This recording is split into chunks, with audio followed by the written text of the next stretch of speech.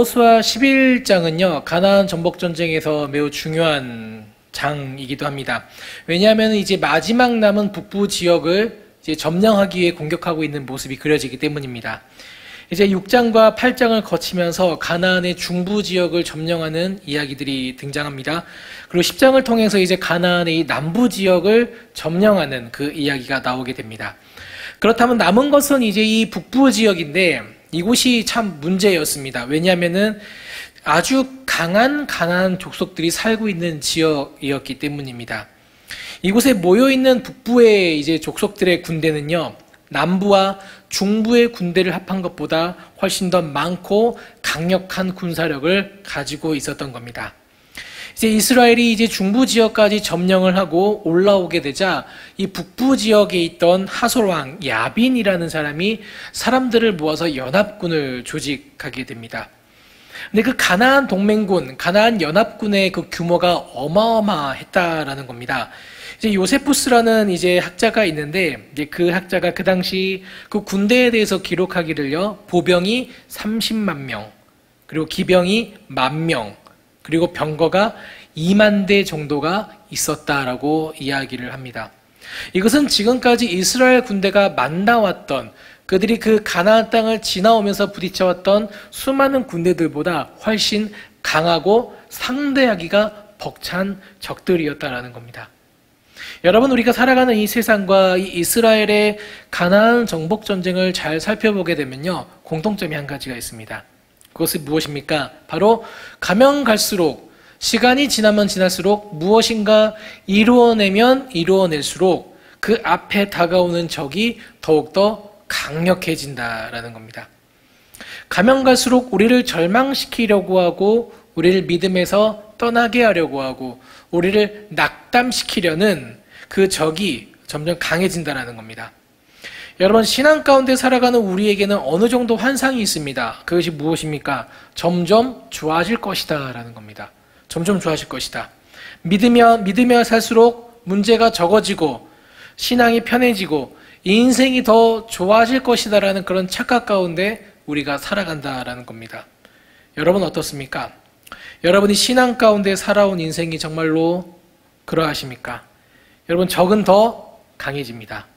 우리의 믿음이 성장하는 만큼, 우리가 승리를 경험하는 만큼 우리에게 다가오는 적은 더 강해진 상태로 오게 된다라는 겁니다. 처음에는 작은 성을 하나 정복해서 승리를 경험하는 것으로 끝났습니다. 그러나 점점 여러 부족이 동맹을 맺고 큰 규모를 이루어서 대적하기 시작합니다. 그 숫자가 해변의 모래알과 같다라고 성경은 이야기를 합니다. 더 이상 고난이 없을 것이라 여겼는데 더 큰 고난이 찾아온 겁니다. 우리의 어려움이 여기서 끝났다. 우리는 이제 편하게 우리가 원하는 대로 살 수 있다라고 여겼는데 그것이 아니다라는 겁니다. 악순환이 반복되는 것처럼 보입니다. 여러분, 이것을 보면요, 어쩌면 우리가 살아내는 이 현실과 많이 비슷하다라는 것을 우리가 좀 깨닫게 됩니다. 처음 신앙을 가질 때, 그리고 젊은 시절 우리가 신앙 가운데 살아갈 때 우리는 우리의 신앙이 모든 것을 해결할 수 있을 것이다 라고 생각을 합니다. 뜨거웠고요, 열정이 넘쳤습니다. 문제만 생기면 기도했고 한 번 시작한 기도는 끝을 봐야지 그 자리에서 일어나고는 했습니다. 그러나 어떻습니까?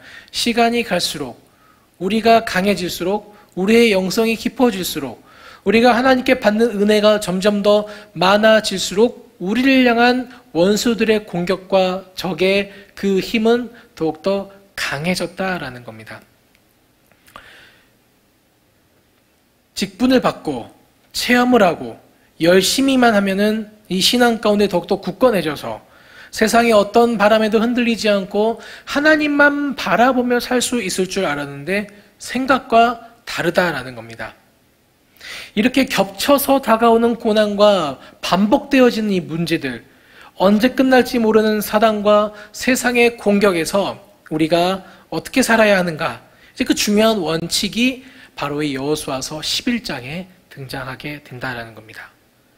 믿음의 싸움을 살아가는 하나님의 백성에게 승리를 주시는 이 하나님의 방법을 오늘 이 시간 함께 나누며 다시 한 번 더 우리가 힘을 얻고 앞으로 나아갈 수 있는 귀한 시간이 되어지기를 소망합니다. 첫 번째, 반복된 어려움 가운데 우리는 시간이 갈수록 더욱더 하나님의 격려, 하나님의 말씀 가운데 우리의 귀를 기울여야 한다라는 겁니다. 하나님의 격려에 귀를 기울이는 겁니다.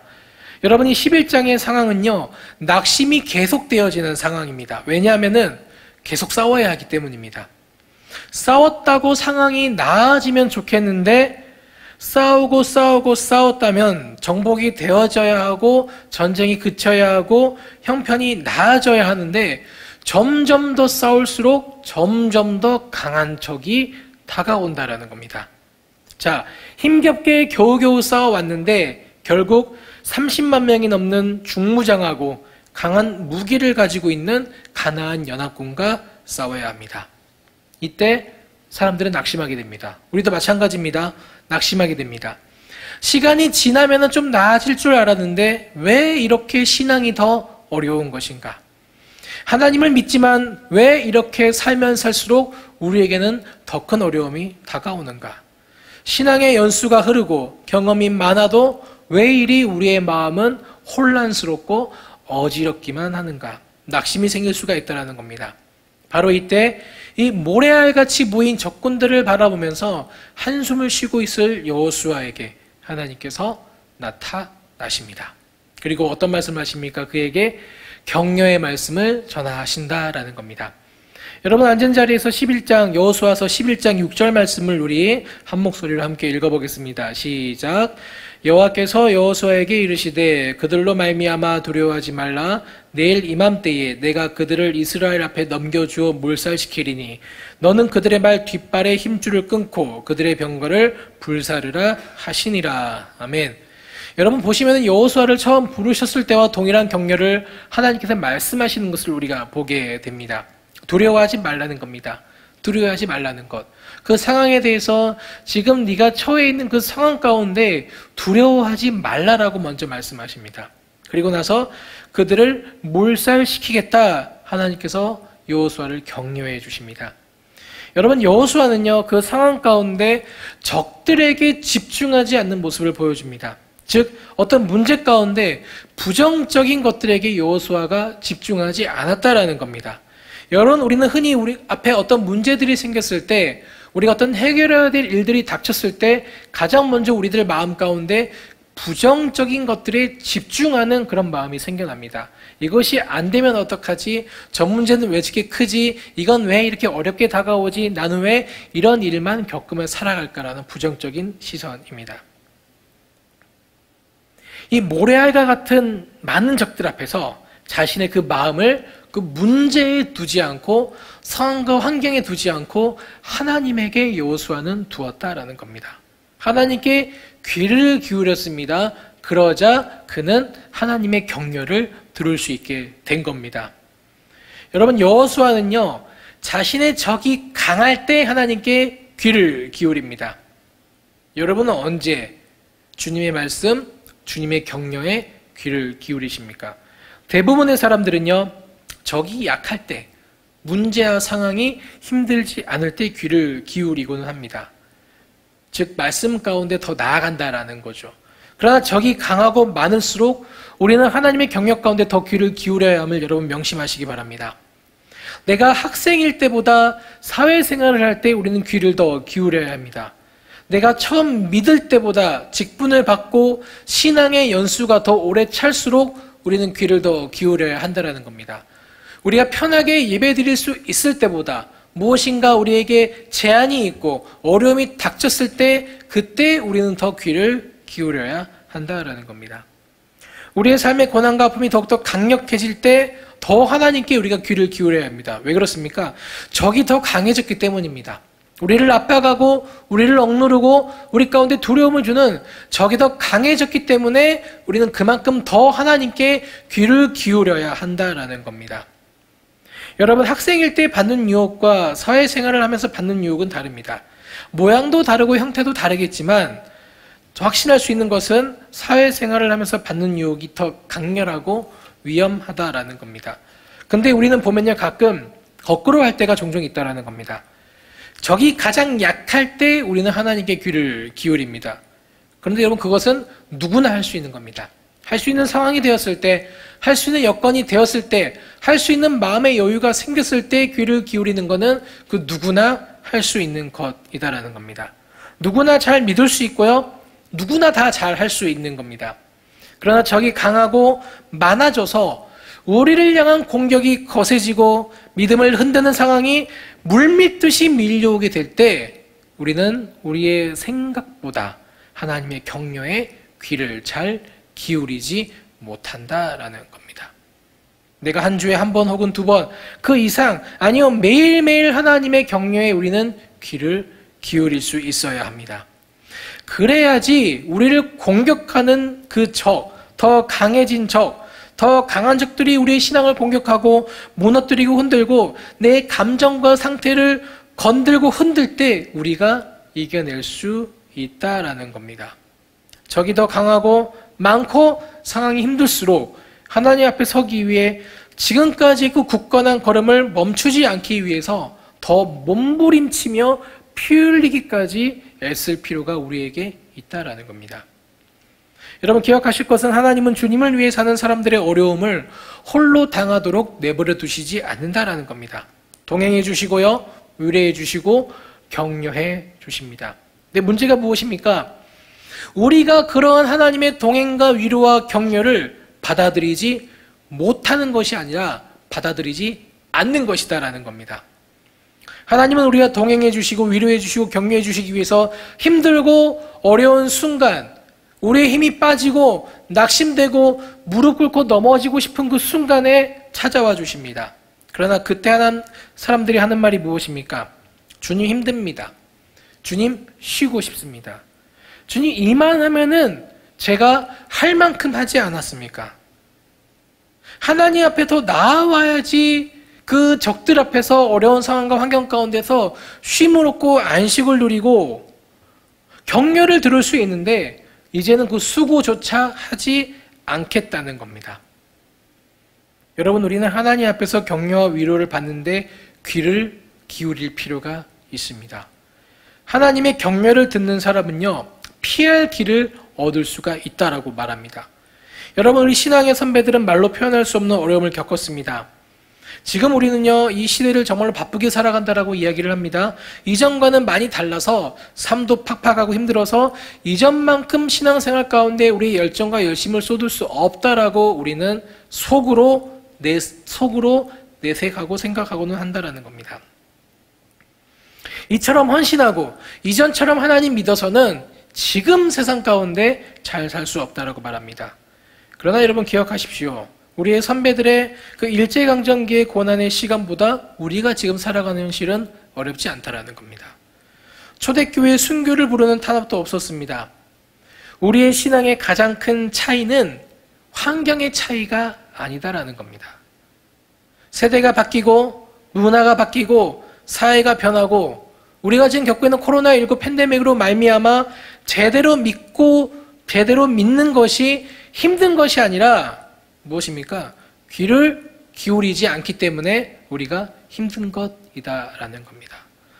시간이 지날수록 적이 강할수록 또 우리의 상황과 환경이 더욱더 우리를 몰아갈수록 우리는 어디에 귀를 기울여야 합니까? 하나님의 격려, 하나님의 말씀에 이 여호수아처럼 귀를 기울일 필요가 있다라는 겁니다. 부정적인 것, 어떤 선동을 위한 것, 어떤 조작을 위한 것, 어떤 상황 가운데 사람들을 음해하고 사람들의 마음을 헤집어 놓기 위한 그런 부정적인 것들 가운데 우리들의 마음을 놓는 것이 아니라 하나님이 이 상황 가운데 이 말씀을 통해서 우리에게 무엇을 행하기를 원하실까? 무엇을 말씀하기를 원하실까? 더욱더 사람의 말이 아닌 하나님의 말씀과 하나님의 격려에 귀를 기울여야 한다는 겁니다. 그럴 때 어떤 일이 일어납니까? 여호수아가 하나님의 도우심을 볼 수 있었던 것처럼 하나님께 귀를 기울였을 때 우리의 관심을 하나님께 두었을 때 하나님이 여시는 길을 우리가 찾을 수 있다라는 겁니다. 두 번째로 하나님께서 6절을 통해서 여호수아를 격려하시면서 이해할 수 없는 말을 하십니다. 말 뒷발의 힘줄을 자르고 병거를 불사르라 말씀하십니다. 여러분, 가나안 북부의 연합군은 아까 말씀드린 것처럼 그 보병이 30만, 기병이 10,000명, 병거가 20,000대입니다. 그에 반해서 이스라엘은 정말로 사람의 눈으로 보기에는 오합지졸들입니다. 무기도 제대로 없고요. 그들은 광야 생활을 하느라 훈련도 받지 못했습니다. 대적이 될 수 없습니다. 기병과 병거는 그들에게 있지도 않았습니다. 얼마나 귀한 자원입니까? 앞으로 전쟁은 계속될 터인데 반드시 필요한 것들이 그 무기들이다라는 겁니다. 그런데 하나님께서 그들과 싸워서 이기게 되면 그 말 뒷발의 힘줄을 끊어버리고 병거를 태우라고 말씀하십니다. 여러분, 이스라엘이요, 하나님의 이름을 건 정복전쟁 가운데 하나님 앞에서 하나님의 백성으로 투쟁하며 싸우며 견디어 나갈 때 얻을 수 있는 성취물들 가운데 가장 큰 것이 무엇일까요? 이 기병과 병거라는 겁니다. 어디서 그들이 돈 주고도 살 수 없는 정말로 귀한 무기입니다. 그것만 있으면 이스라엘은요, 정말로 강한 나라로 거듭날 수 있었을 겁니다. 그런데 그것을 다 없애버리라라고 말씀하십니다. 여러분, 이스라엘 백성들은 그 모든 전쟁 가운데 자신들의 군사력으로 승리한 게 아니다라는 겁니다. 이스라엘이 가나안 정복 전쟁에서 승리할 수 있었던 것은 그들에게 기병과 병거가 있었기 때문이 아니라 그들에게 하나님의 함께 하심이 있었기 때문에 그들은 승리할 수 있었던 겁니다. 말의 힘줄을 끊고 병거를 태우라는 것은요, 내가 그 상황 가운데 의지할 수 있는 무엇인가를 하나님 앞에서 내려놓으라라는 겁니다. 우리는 주님만 의지해요라는 고백을 조금은 젊었을 때 좀 더 하기 쉬웠을 겁니다. 그러나 시간이 흐르면서 의지하고자 하는 것들이 점점 더 늘어나는 걸 보게 됩니다. 주님밖에 없어요라는 고백이 주님이 없어도 저는 제가 살 집이 있어요, 이것으로 바뀌어 버립니다.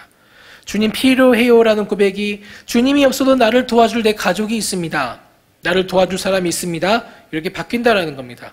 그러나 분명한 것은 우리의 승리는 우리의 소유와 우리의 능력이 아니라 오직 우리와 함께 하시는 하나님만으로 가능하다라는 것을 이 가나안 정복 전쟁을 통해서 우리 가운데 분명히 말씀하고 계신다라는 겁니다. 내가 하나님을 의지해서 하나님의 뜻대로 살고자 하는 삶에서 내가 다른 것을 의지하는 삶으로 전환되어질 것을 아시기 때문에 하나님은 전쟁에서 얻은 결과물을 끊어버리라 말씀하십니다. 대부분의 사람들은요, 신앙으로 말미암아 승리를 경험하면 그 승리를 주신 하나님보다 그 승리로 말미암아 자신이 얻게 되는 것에 더욱더 집중합니다. 자기 자랑을 하게 되는 거죠. 자기 의를 가지게 되는 겁니다. 하나님의 역사 가운데 결국 드러내고자 하는 것은 나라는 겁니다. 우리가 누군가의 간증을 들을 때 그 간증이 정말로 하나님으로부터 온 간증이라면은 그 사람을 통해서 일하신 하나님이 드러나는 것이고, 그렇지 않다면은 하나님이 사용하신 나, 하나님이 복 주신 나, 이게 더욱 드러나게 되는 겁니다. 여러분, 교회가 부흥하면 하나님보다 부흥된 것을 더 의지하게 됩니다. 사역이 성공하면 하나님보다 성공한 사역을 더 의지하게 된다라는 겁니다. 관계가 생기면 관계를 허락하신 하나님보다 그 관계를 더 의지하게 된다라는 겁니다. 자, 이제 하나님께서 이것을 내려놓고 하나님께 내어드릴 것을 명령하십니다. 승리의 이유가 거기에 있지 않다라는 것을 분명하게 알게 하시기 위함입니다. 또한 세 번째로 하나님의 방법으로 싸울 것을 말씀하십니다. 여러분, 이스라엘이 싸움에서 진짜 이길 수 있었던 이유는요, 하나님의 방법대로 싸웠기 때문입니다. 이스라엘 병력은 보잘것없고 초라했지만 그들은 승리했습니다. 그 이유는요, 앞에서 본 것처럼 힘이 있어서가 아닙니다. 그 세상 가운데 권력을 그들이 갖고 있어서가 아닙니다. 높은 자리에 많은 사람들이 올라가 있어서 그들이 승리할 수 있었던 것이 아니다라는 겁니다. 초라했지만, 볼품 없었지만, 여전히 약자처럼 보이는 그들이었지만 하나님의 방법대로 싸웠기 때문에 그들은 승리한 겁니다. 오늘 본문 말씀 다시 한 번 더 우리 한번 읽어보겠습니다. 시작.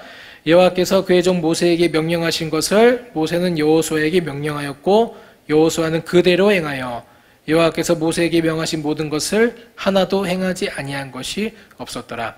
승리의 이유가 무엇입니까? 여호수아는 그대로 행하였더라. 그대로 행하였더라. 하나님의 방법대로, 하나님이 하라는 대로 해서 여호수아가 승리할 수 있었다라는 겁니다. 하나님의 성품대로 하나님께서 말씀하십니다. 그 성품을 거스르는 것을 우리에게 말씀하지 않으신다라는 겁니다. 여러분 꼭 기억하시기 바랍니다. 그래서 우리가 성경 가운데 나온 하나님을 더 알아야 되는 것이, 더 연구해야 되는 것이, 우리가 누군가로부터 하나님이 말씀하셨다라는 소리를 듣게 되었을 때, 또 누군가로부터 하나님이 이렇게 행하라 하셨다라는 소리를 듣게 되었을 때, 그 기준은 하나님의 성품이라는 겁니다. 하나님의 말씀을 통하여 나타내 주신 하나님의 성품대로 하나님은 우리 가운데 말씀하여 주신다라는 겁니다. 만약에 누군가가 하나님의 말씀을 들었다, 선지자처럼 세상 가운데 나서 말을 한다 할지라도 그가 말하고 주장하는 것이 하나님의 성품과 맞지 않는다면 그것은 거짓인 겁니다. 예수님께서 이렇게 말씀하십니다. 마태복음 11장 28절 29절입니다. 같이 읽어봅니다. 시작. 수고하고 무거운 짐진 자들아 다 내게로 오라. 내가 너희를 쉬게 하리라.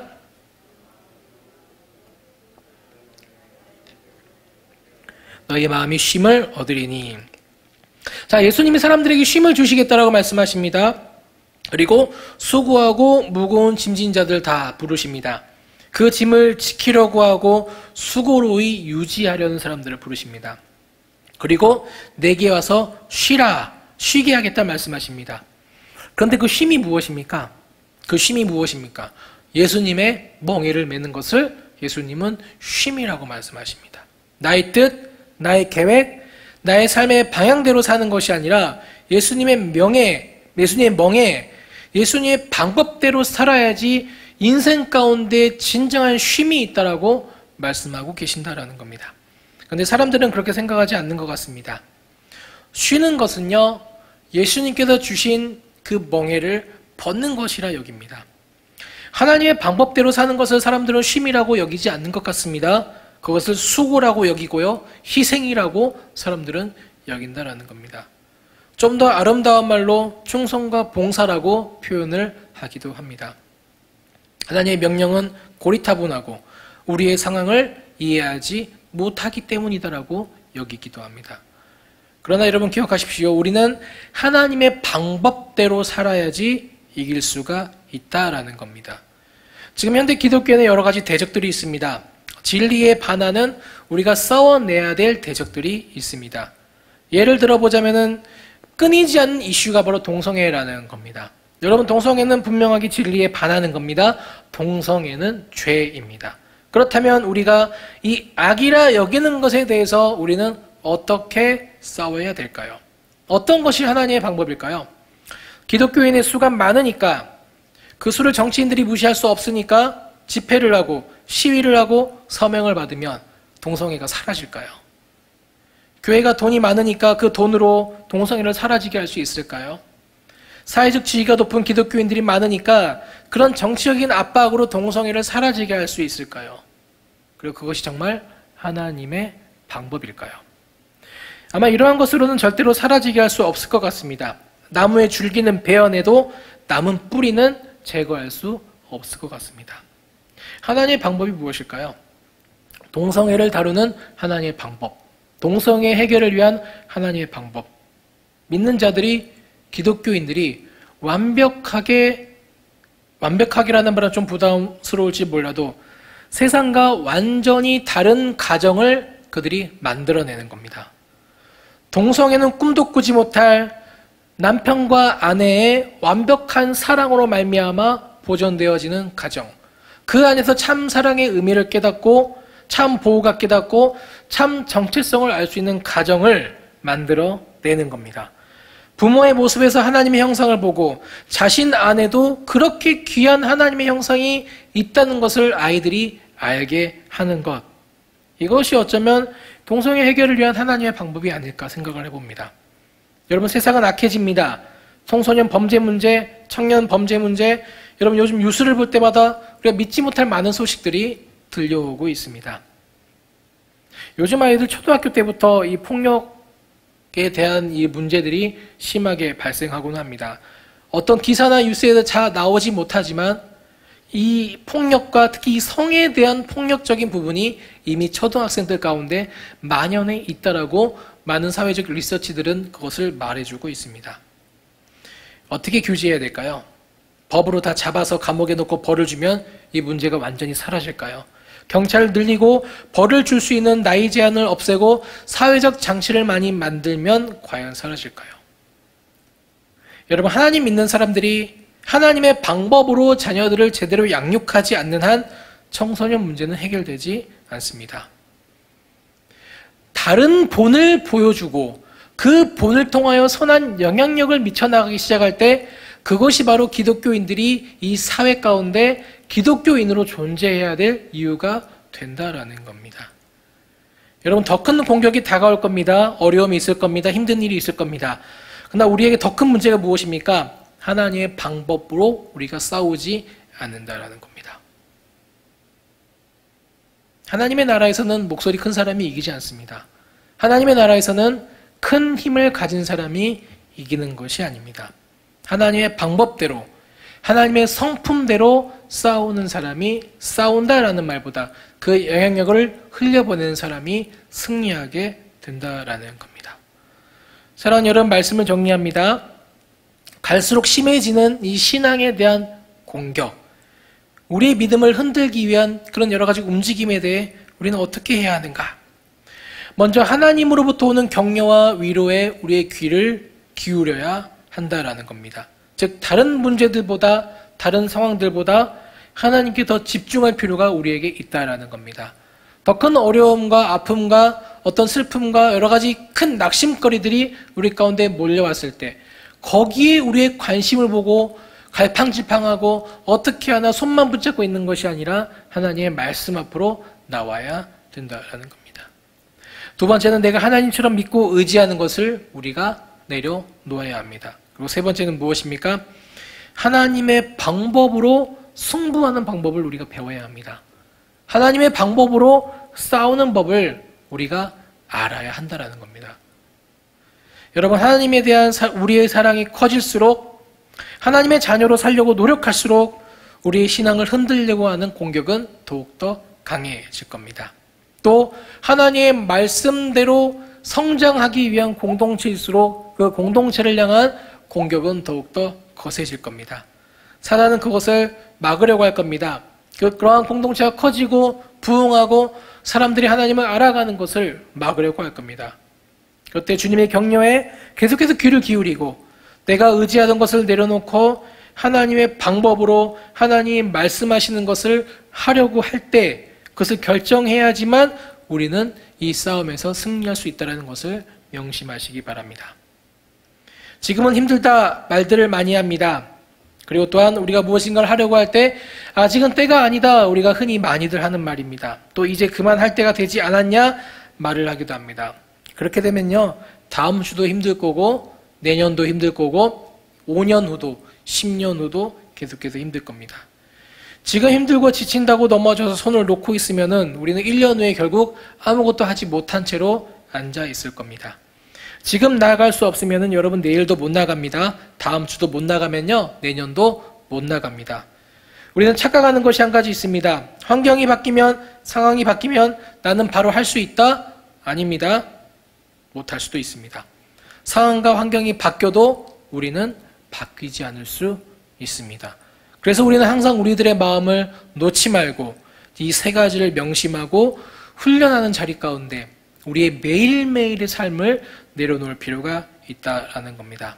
사랑하는 여러분, 우리가 하나님께 귀를 기울이고 포기하고 말씀대로 사는 법을 배우지 않으면요, 우리 인생에 불꽃은 튈 수 있을지언정 그 불을 일으켜서 불길을 전하는 삶은 살 수 없을 겁니다. 우리 주변에 이런 말들 하는 사람들 많이 봅니다.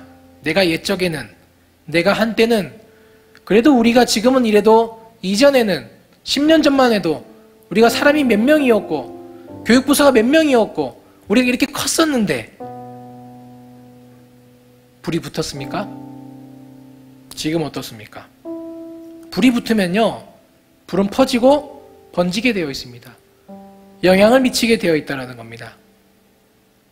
불꽃이 좀 튀었다고 해서 우리는 불이 붙은 것이라 착각해서는 안 됩니다.